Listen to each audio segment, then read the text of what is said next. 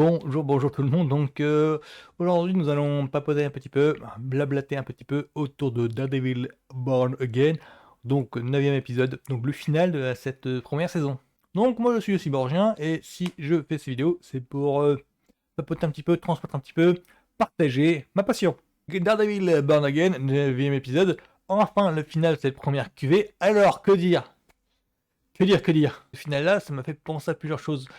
Parce que là, on voit en fait comment dire, l'ascension de Wilson Fisk. Si je révèle un petit peu trop, là, je vais spoiler parce qu'il y a une dimension de Wilson Fisk qui se retenait, mais qui là, c'est bon, les vannes sont lâchées. Il y a Wilson Fisk qui explose. Je sais pas si j'arrive à être suffisamment ambigu dans mes termes.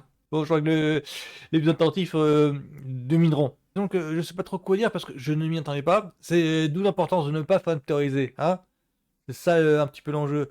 C'est qu'à force de chercher les indices ici et là pour former, constituer son propre dénouement, bon, on finit par se gourer totalement. Et c'est ce qui m'est arrivé un petit peu arrivé parce que entre les rumeurs qu'il y avait, entre les indices que j'avais vu déceler et puis ça, en fait, bah, je me suis retrouvé totalement à côté de la plaque. Heureusement, j'en ai pas la personne. Si je dis que ça se finit en cliffhanger, c'est trop. Un élément que je peux te dire sans spoiler, c'est que donc Matt Murdock n'est pas mort. Il se retrouve à l'hosto. Et en fait, c'est sur le côté machiavélique de Wilson Fisk qui reprend du poil de la bête. Là, on le retrouvait vraiment en dormant euh, depuis le début de la saison, depuis le moment où il devient maire en fait.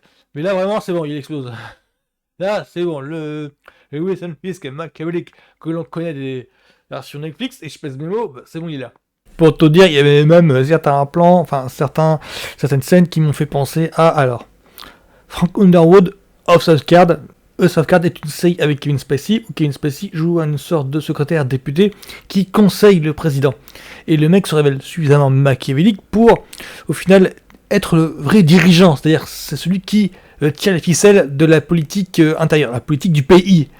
Et Daredevil Born Again, le story arc de Wilson Fisk, bah, ça m'a rappelé vraiment le Frank Underwood de House of Cards. Il y avait certains plans qui, vraiment, c'était sans équivoque. Si je dis que ça me rappelle un petit peu le film Civil War, alors, Civil War, c'est un film de Alex Garland dans lequel on voit bah, la guerre civile. Enfin, ça se passe aux États-Unis. Je crois que le film est sorti il y a 2 ans, il me semble, je ne vais pas me tromper.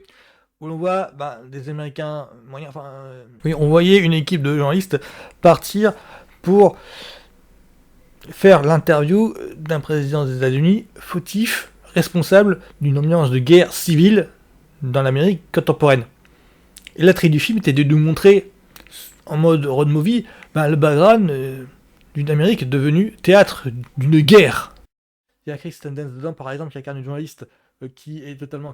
Qui a fait penser à un zombie parce qu'elle a un visage mélancolique, et moi j'expliquais ce visage mélancolique parce que elle voit les événements se dérouler aux États-Unis qui sont trop similaires à ce qu'elle a affronté à l'étranger.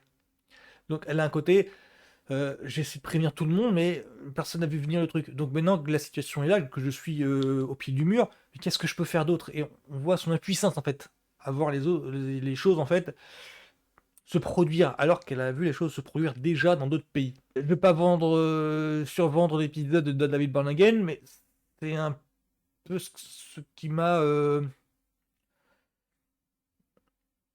troublé, quoi. Disons que dans Civil War, le déclic ne se voit pas, on ne sait pas comment la guerre civile s'est produite.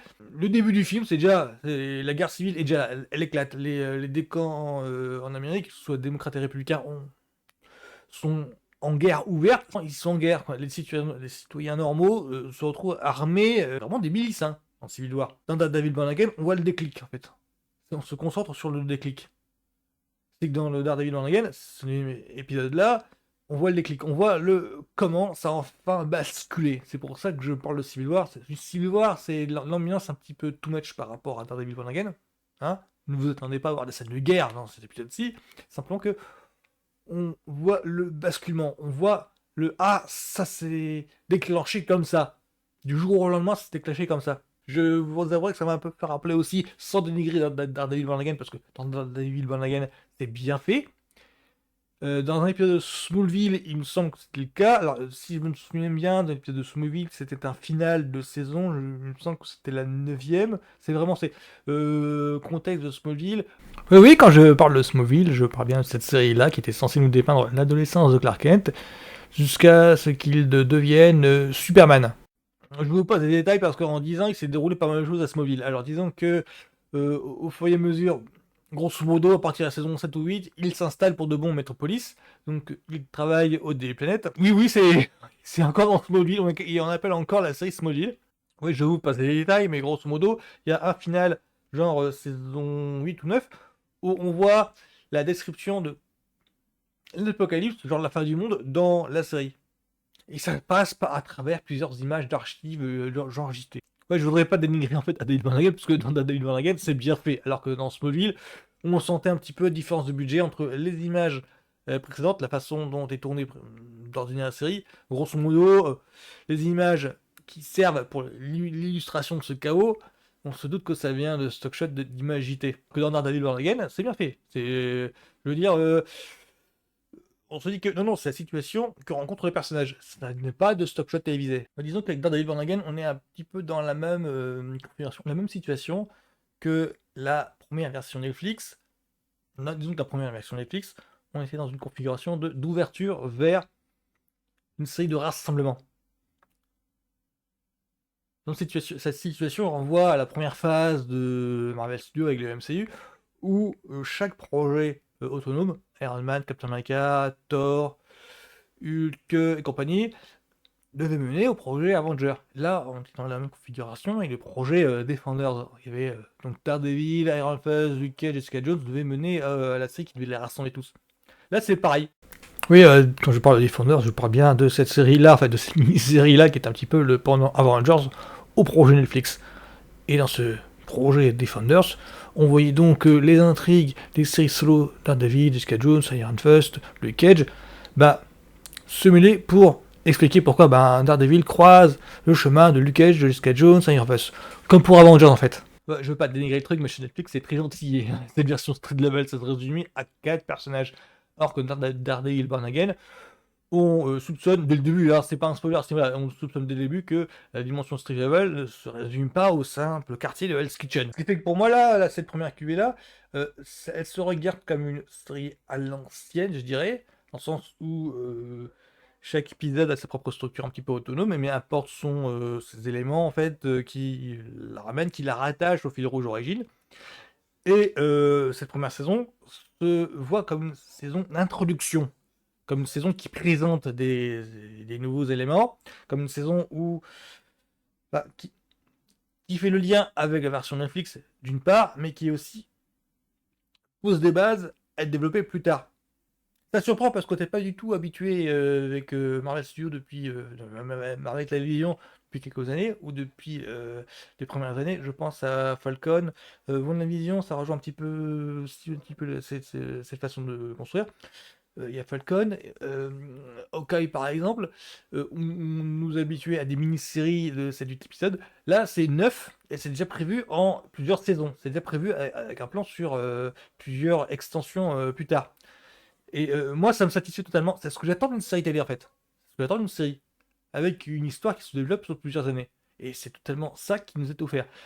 Donc, pour moi, là, actuellement, je finirai là-dessus. Dans Devil Born Again, pour le moment, c'est pas la meilleure série du MCU. Je le préfère nettement à WandaVision et Agatha Long. Je préfère nettement le fil rouge naturel à ce niveau-là. Je le préfère nettement. Il y a aussi Loki, le Masterpiece Loki. Ça n'atteint pas encore ce niveau-là. Mais vu l'ambition qu'il y a derrière, vu la construction qu'il y a derrière, je ne serais pas étonné que la saison 2, que lors de la saison 2, je revois à la hausse la saison 1 en fait.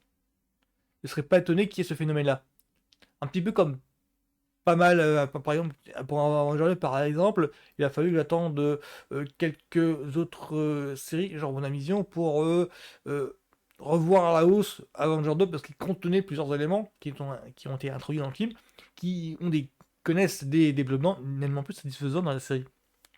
Donc pour moi, Daredevil Born Again, c'est du tout bon. Vraiment, c'est pas la meilleure, mais c'est vraiment dans mon top 3 quand même. c'est vraiment dans mon top, c'est vraiment le haut du panier. C'est pas encore la meilleure, mais les la bonne reprise en main qui est eu dessus, qui est voyant l'image, la bonne reprise en main, plus les quelques déclarations de showrunner par rapport à la façon dont il conçoit la série, me rassure, ça augure que du bon en fait pour la suite, ça augure que du bon. Donc voilà, c'était donc mon petit mot sur Daredevil Born Again. Donc finale, euh, cette première saison. Donc salut tout le monde, à la semaine prochaine.